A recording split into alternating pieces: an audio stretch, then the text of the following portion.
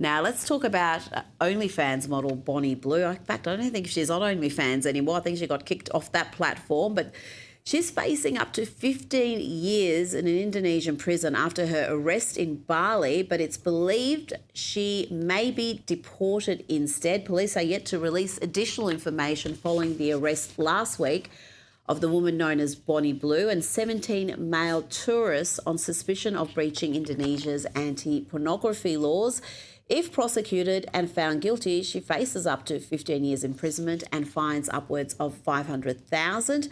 Colleen Filo Delano, a managing partner at a law firm in Jakarta, says she is likely to be helped by an invisible hand, that's the expression, and will be deported instead. But I mean, I hope for her sake that's true.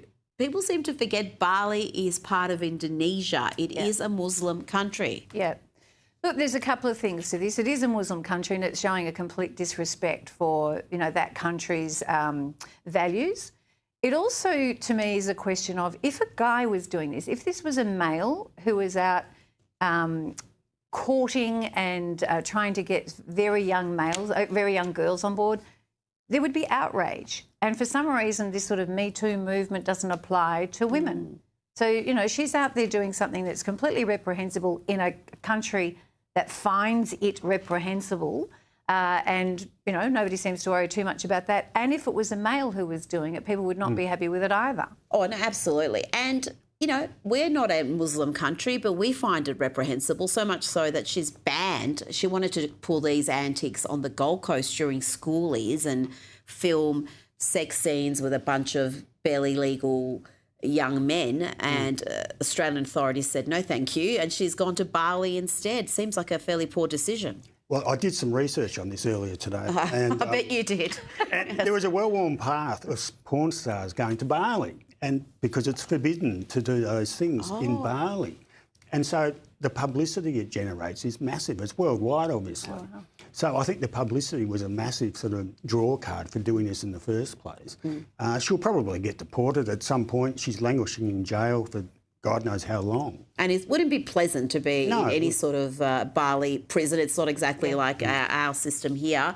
But just more broadly, Patrick, I'm sure you're aware of this character, has one of the most recognisable names in the world right now. It seems astonishing, the fame she's been able to achieve and the money she's amassed from doing what she does. Most of what she does I can't even describe on a family-friendly program like this. But is that speak of a societal issue? Are we fairly sick as a society that a character like this... I think there's always been a market for this kind of thing, hasn't there? Not in this manner. This is like... She's weaponised it in a monetary way that is unprecedented, I'm sure.